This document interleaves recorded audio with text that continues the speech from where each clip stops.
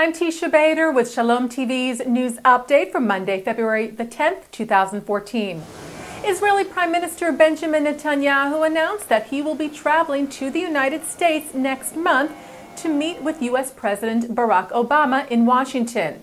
The Prime Minister will meet with the President at the White House during the first week of March, when he will also address the annual AIPAC policy conference. This will be the first time Netanyahu and Obama have met in the capital since last September. Netanyahu said today that the purpose of his trip is to discuss the Israeli-Palestinian peace process and to warn against the Iranian threat.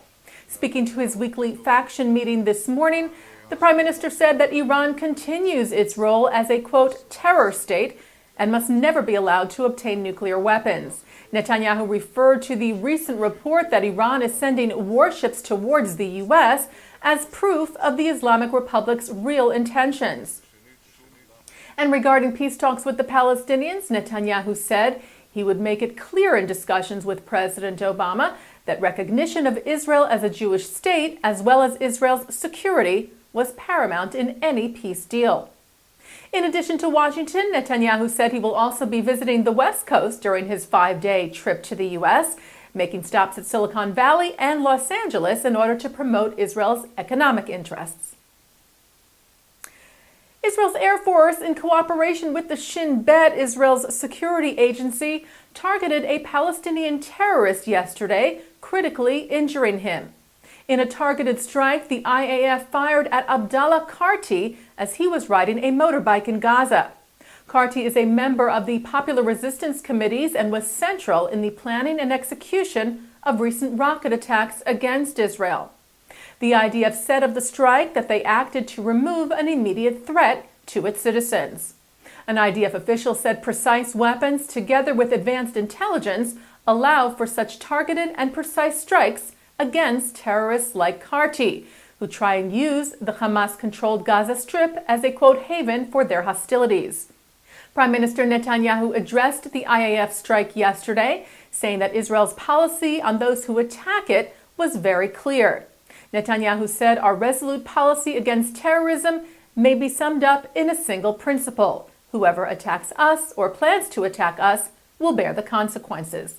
Israel's Defense Minister Moshe Ya'alon echoed the Prime Minister, saying every terrorist operative who tries to harm Israeli citizens will be pursued.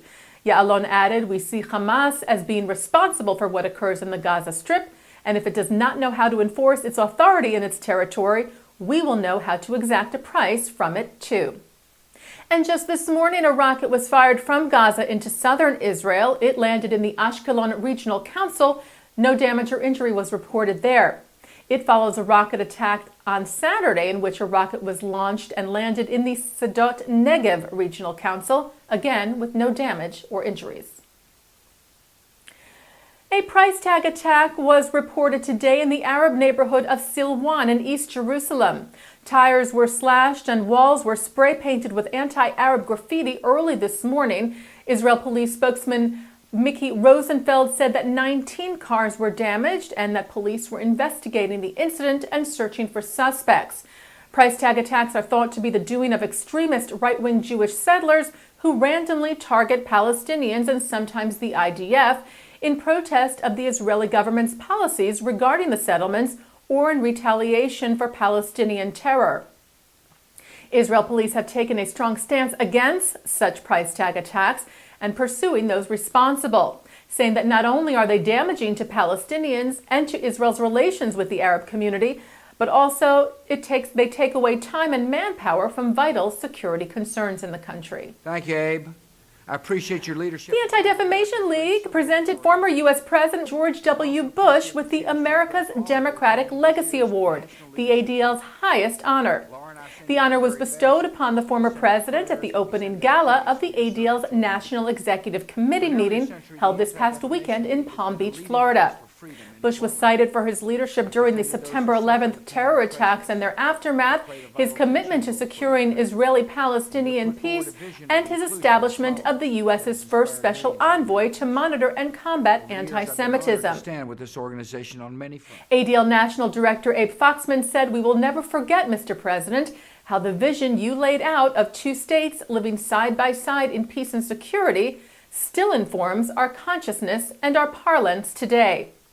Foxman also praised the president for his efforts in strengthening the U.S.-Israel relationship, saying, "You solidified an unbreakable affinity between two democracies challenged by extremists and terrorists, and an ironclad shared understanding that security is one of the most important foundations for peace."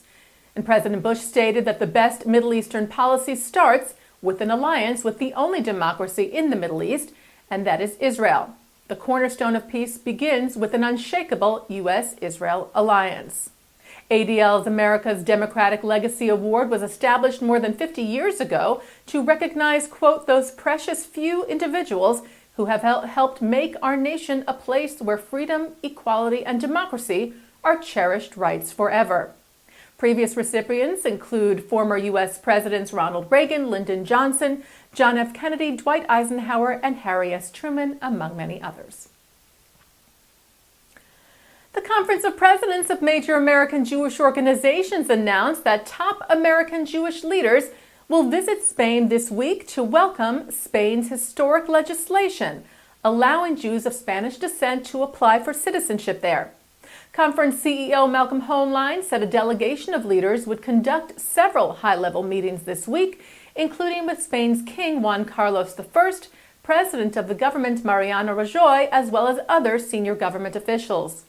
Hoenlein said this is an historic recognition of what occurred more than 500 years ago, when the Jews of Spain were formally expelled or faced death if they did not convert to Catholicism. Referring to the Spanish Inquisition, Hoenlein said that while the horrible events of the past cannot be undone, the recognition which this legislation provides will help make sure it is never forgotten. He said, quote, "The importance of looking back is to learn the lessons of the past in order to protect future generations."